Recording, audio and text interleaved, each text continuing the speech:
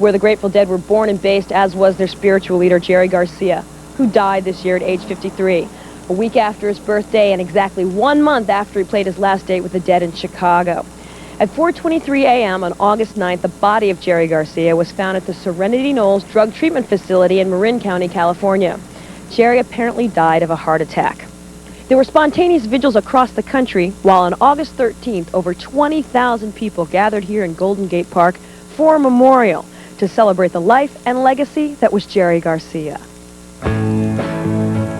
It's the end of an era. As far as Jerry is, like what Jerry means to me is just, it means a good day. I never cried over somebody dying before. And I was up all night last night and I cried. Boy, did I cry. This morning, Jerry Garcia, our friend, my brother, passed away. And I guess not much can be said about that, except that perhaps it's a big loss for the world, for anyone who loves music.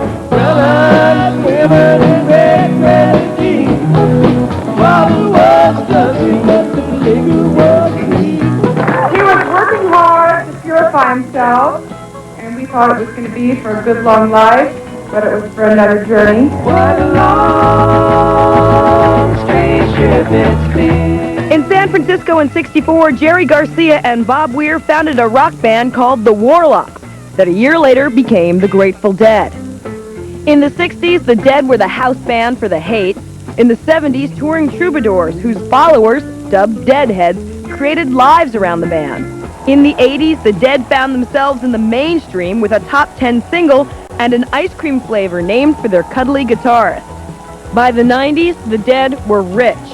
While Garcia pursued solo projects and collaborations, it was the Dead's 28 albums and 30 years together that made them a multi-generational phenomenon. He was just a great talent. I mean, he was a genius. But he also had a terrible problem. That was a legacy of the life he lived and the demons he dealt with. Demons like a reoccurring coke and heroin habit that got Garcia busted in 1985. A year later, Jerry really frightened fans when he fell into a diabetic coma. They always love it when I don't die. I always get a lot of mileage out of that. But the Dead did have to cancel a tour in '92 when Garcia's exhausted heart led him to collapse.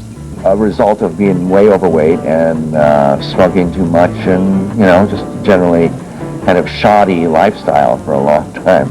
It's sad, but hell, it was a great life. If I had half that life, I would be happy to die today. The Dead is the Dead. They'll always carry on, but without Jerry, it's just not the same. Jerry Garcia is the icon, so his absence will be felt. But I'm sure the sentiment can be recreated. I just got to say that there are all these bands that, do kind of what we do. They sort of model themselves after us.